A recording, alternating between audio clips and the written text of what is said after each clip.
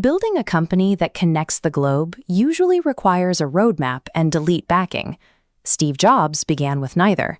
After dropping out of Reed College, he slept on the hardwood floors of friends' dorm rooms, guided only by a wandering curiosity that lacked any formal destination.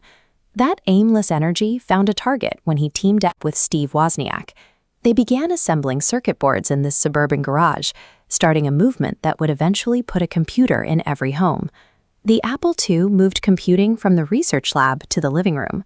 By integrating a keyboard and color graphics into a friendly, all-in-one design, they stripped away the complexity that had kept technology out of reach for the average person. Apple's early success relied on a chaotic garage startup energy. These were hobbyists who ignored every established corporate rule because they didn't yet know those rules existed. As Apple grew into a massive public corporation, the culture changed. The company required disciplined operations, creating a rigid environment around this boardroom table that clashed with the founder's original, unconstrained style. Steve Jobs poured his obsessive need for control into the original Macintosh. He micromanaged every detail of its closed system design, refusing to compromise on his specific vision, regardless of the engineering or market costs. This constant refusal to prioritize caused severe friction with CEO John Sculley. When sales missed expectations, the two men entered a power struggle for the company's direction. The board eventually sided with Sculley, stripping Jobs of his managerial duties. In September 1985, Jobs resigned and left the company he had built from scratch. The same traits that drove his initial success, obsessive control and a refusal to accept limits, became the very reasons he failed to lead a maturing corporation. Away from Apple, Jobs repeated his mistakes at a new venture called Next. He spent $7 million of his own capital building high-end workstations with magnesium cases, but his unconstrained perfectionism created a machine so expensive it failed to find a market. At the same time, he bought a small graphics division from Lucasfilm called Pixar.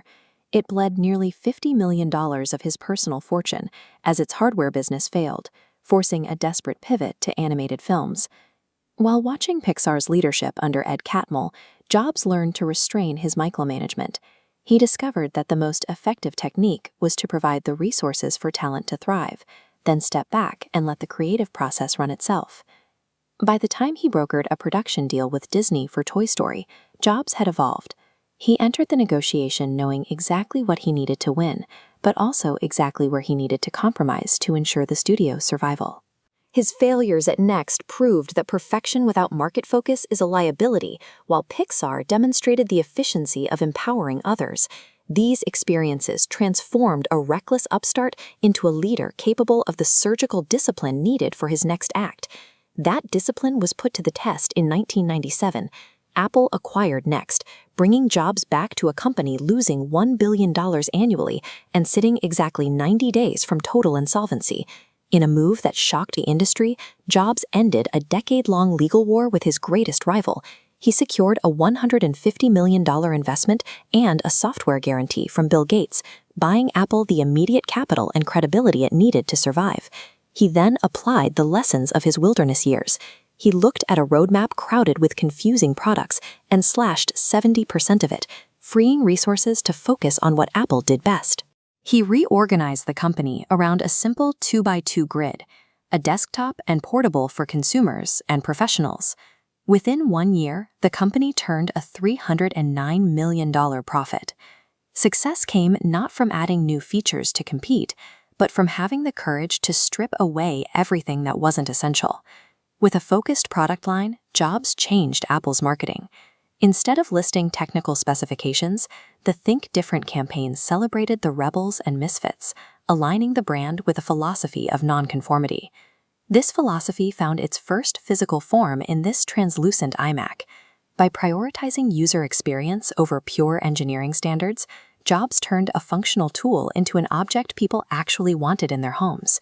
That focus on simple design allowed Apple to dominate entirely new categories. The iPod used this intuitive scroll wheel to make navigating 1,000 songs as easy as turning a dial. The ultimate manifestation of this vision arrived in 2007. By replacing hardware buttons with this massive screen, the iPhone redefined how we communicate, work, and interact with the digital world. By simplifying the machine, Jobs made the technology itself nearly invisible, ensuring that human connection remained the central experience. In 2003, Jobs was diagnosed with a pancreatic neuroendocrine tumor. Facing his own mortality, his final years became a race to build a company that could survive and thrive long after he was gone. He spent his final years institutionalizing his philosophy. He established Apple University, using this collegiate brick campus to teach future leaders the specific principles of design and subtraction that had saved the company. He had evolved from the aimless dropout sleeping on borrowed floors into the leader of the most valuable enterprise on Earth. Steve Jobs did more than just build a computer company. He turned tools of utility into personal technology products that were beautiful, useful, and even lovable.